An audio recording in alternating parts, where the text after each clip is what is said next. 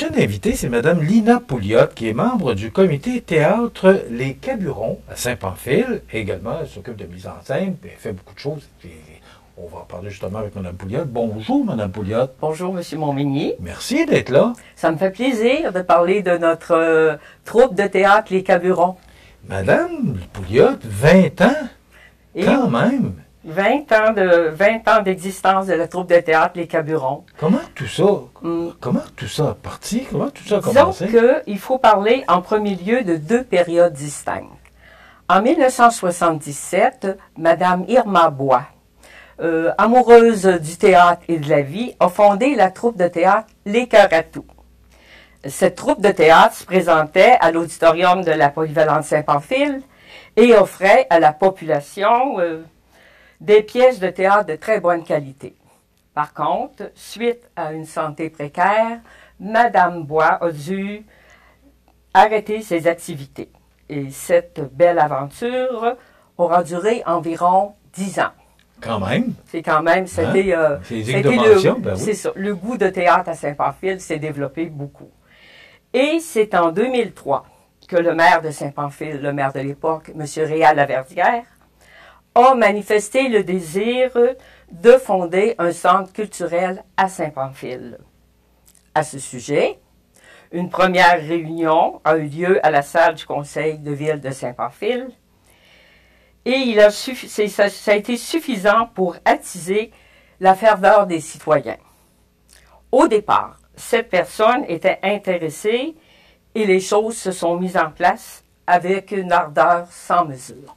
Comme on connaît les gens de Saint-Pamphile. C'est ça. Quand ils embarquent dans quelque chose, oui, madame. Ils vont à fond des choses. Je pourrais vous en parler longtemps parce que ça fait des années qu'on travaille avec Saint-Pamphile, mais je le dis toujours que c'est un endroit tellement dynamique. Exactement. Alors, on continue sur l'historique. Par contre, bien que la municipalité soutenait le centre culturel financièrement de belle façon, il leur fallait plus de sous.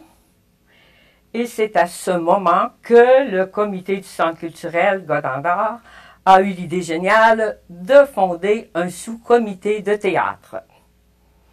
Le théâtre leur permettrait un apport financier intéressant qui favoriserait la mise en place de projets culturels, artisanaux et patrimoniaux. Et c'est en 2004 que la troupe de théâtre Les Caburons, dont le 20 ans en 2024. C'est ça, présente leur première pièce de théâtre, Fleur d'acier, de Robert Harling, et mise en scène par Mme Thérèse Lachance avec un grand succès. Alors, depuis ce temps, le Centre culturel Godendard présente une pièce de théâtre annuellement. Toutes les années? À toutes les années. Disons qu'il y a eu un arrêt pendant la pandémie, soit en 2020 et 2021. Et on pourrait dire aussi qu'il y a eu au moins 50 comédiens différents qui se sont produits sur scène pendant ces 20 années. Et vous n'avez pas de difficulté à recruter vos comédiens? C'est pas si facile que ça. c'est vraiment pas si facile que ça. Donc, c'est notre principal défi de trouver des comédiens, le metteur en scène et tout. C'est sûr qu'une fois que tout cela est trouvé, bon, le comité théâtre prend un peu de relâche face à ça parce que c'est vraiment la troupe de théâtre qui rentre en ligne de compte, qui s'organise aussi, qui pour les... c'est sûr que le comité théâtre aussi, dans le fonctionnement, c'est que nous commençons toujours vers la mi-janvier à faire des lectures de pièces. On se rencontre, on regarde un peu les pour et les contre des pièces. On s'organise aussi pour mettre sur papier ce qu'on trouve le nombre de comédiens, les pour et les contre, les décors, la façon qu'on peut fonctionner le mieux. Et puis, pour lire nos pièces, on va sur le site Adèle Incorporé. C'est un site qu'on retrouve sur l'informatique. Et il y a plusieurs pièces de plusieurs écrivains différents qui font des pièces. On lit aussi des livres. Et puis aussi, nous avons eu la chance d'avoir dans notre comité de théâtre M. Michel Cormier, qui a été avec nous pendant environ 10 ans et qui écrit des pièces. En fin de compte, M. Cormier, nous avons joué 5 de ses pièces sans avoir besoin il nous offrait ces pièces gratuitement, c'était déjà très intéressant. Et 2 de ces pièces ont été vraiment les coups de cœur du public, soit Semi-autonome et Est-ce la bonne? Là, la pièce que vous présentez depuis le 2 novembre, oui. Ça s'appelle? Ça s'appelle Le bonheur d'Henri. Bon. Et c'est une pièce de? C'est une pièce d'Élisabeth Bourget. Bon. Ma question, Mme Pouliot, oui. Est-ce que vous choisissez des pièces qui sont plus du côté humour ou dramatique? Ou sur quoi vous arrêtez votre choix? Disons que notre choix, étant donné qu'on joue en novembre, c'est une période un petit peu triste, commence à faire noir et tout. On essaie de trouver des pièces qui sont quand même intéressantes, amusantes, avec beaucoup d'humour. On veut que les gens rient. Mais on essaye aussi de garder une pièce qui a quand même un sens, qui veut dire quelque chose, qui peut nous apporter à se poser certaines questions. Et comme sur Le bonheur d'Henri, la question c'est une pièce qui est très intéressante, qui est amusante. Les gens rient beaucoup. D'ailleurs, on a déjà 3 représentations faites et ça rit énormément. Les comédiens doivent ralentir un peu pour laisser les gens rire. Et puis, cette pièce-là, entre autres, elle nous amène à nous questionner, malgré qu'elle est très intéressante et amusante, sur la notion du bonheur. Qu'est-ce que c'est notre notion du bonheur? Disons que, parce que le bonheur d'Henri, c'est qu'on essaie de rendre Henri heureux. Je ne sais pas si vous aimeriez qu'on vous lit un peu le synopsis. Juste peut-être me résumer un petit peu. Là. Oui. C'est quoi la pièce? La pièce, c'est une directrice de la publicité des céréales Bon Matin qui a lancé un concours. Gagner le bonheur. Qu'Henri Lemieux, un cadre d'envergure moyenne, abandonné par sa femme, le mot abandonné, il est quand même pesant dans la pièce, remporte malgré lui.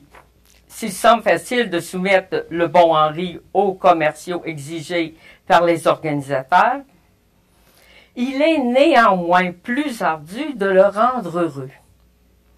Tout en s'y appliquant, les protagonistes de ce divertissement en viendront à se questionner sur leur propre définition de ce qu'est le bonheur.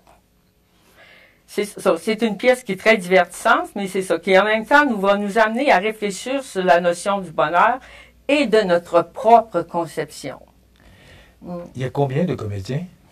Il y a, attendez un petit peu, on a Joséanne Lantil, Carole Audy, Michael Quentin, Stéphanie Dubé, Marlène Gagnon et Sylvain Pelletier, ce qui fait D'ailleurs, on les voit à l'écran, là. Oui, c'est ça. Donc, il y a 6 comédiens et il y a Mme Julie Robichaud et Mme Marie-Lise Pelletier qui sont les metteurs en scène. Et Mme Fernande Robichaud qui s'occupe de la billetterie. C'est-à-dire que Mme Robichaud, c'est elle qui tient le trésor de la production de la pièce de théâtre. C'est-à-dire que tous les billets vendus, c'est elle qui s'occupe de ça, c'est elle qui ramasse l'argent, c'est elle qui partage les billets. Donc, c'est la grande argentière. C'est la grande argentière et qui fait ça très bien et qui le fait depuis 20 ans. Madame Pouliot, justement, vous parlez d'argent. Comment ça va, notre troupe de théâtre Les Caburons? Ça va assez bien. À chaque année, nous imprimons environ 800 billets pour les places qu'on a dans notre auditorium pour les 5 représentations et nous vendons au moins 7 à 750 billets par année. Donc, c'est quand même assez bien et ça apporte un apport financier au centre culturel très appréciable. OK. Mais là, ça veut dire que il y a combien de représentations? Vous avez 800 billets avant? Oui, c'est ça. Il y a 5 représentations, dont 2 vendredis et 3 samedis. Et là, ça a commencé le 2 novembre? C'est ça. On a fait le 2, le 8 et le 9 novembre. Il nous reste le 15 et le 16 novembre. Donc, il nous reste encore quelques billets disponibles pour ces 2 représentations. Donc, on invite la population de Montmagny et de Lillette au complet de communiquer avec nous.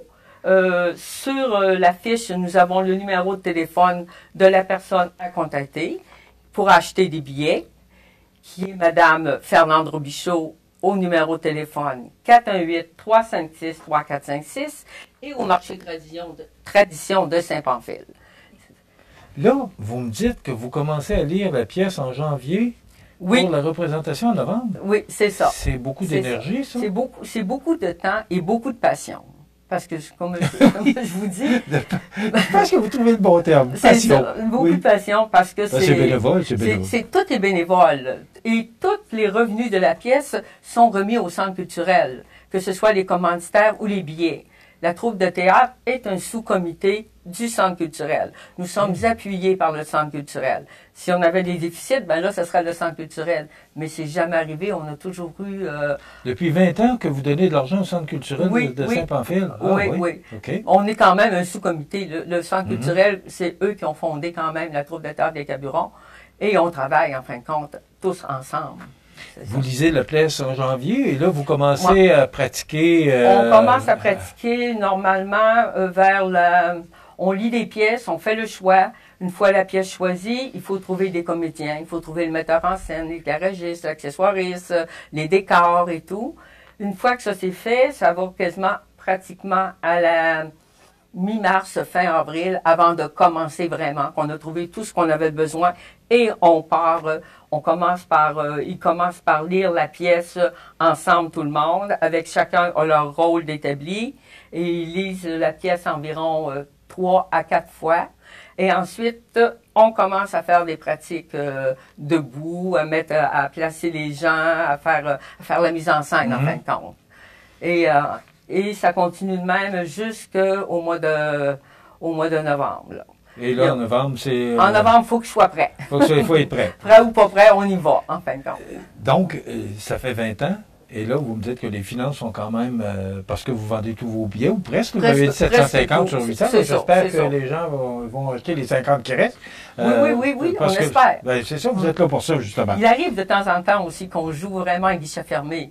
Cette semaine, justement, le 8 et le 9, il restait dans la salle à peu près une dizaine de places, là, sur 160 sièges.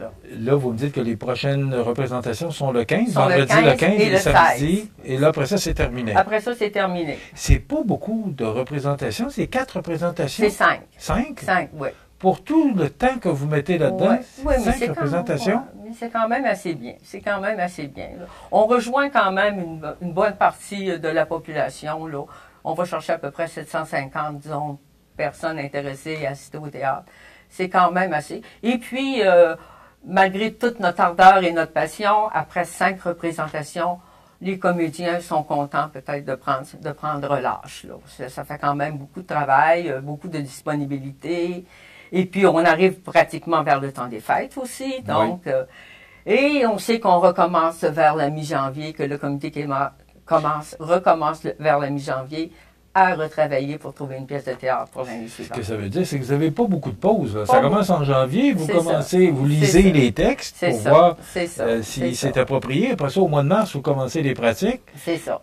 Donc, vous n'avez pas beaucoup de temps libre. Non. Puis, c'est exigeant. C'est exigeant parce qu'il faut quand même apprendre les textes.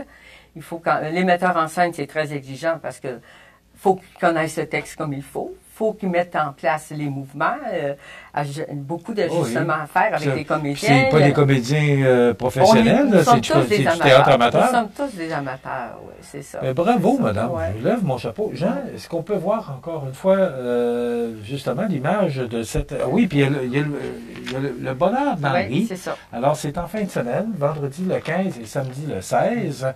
C'est les 2 dernières représentations.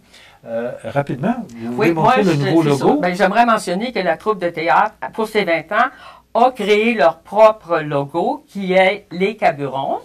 OK. Alors, est-ce qu'on peut, les gens, se le mettre sur leur 1 pour bien le voir? Alors, voilà, c'est le nouveau logo du théâtre, la troupe de théâtre des Caburons. Créé par M. Donald Yvan Jacques, qui fait partie du comité théâtre.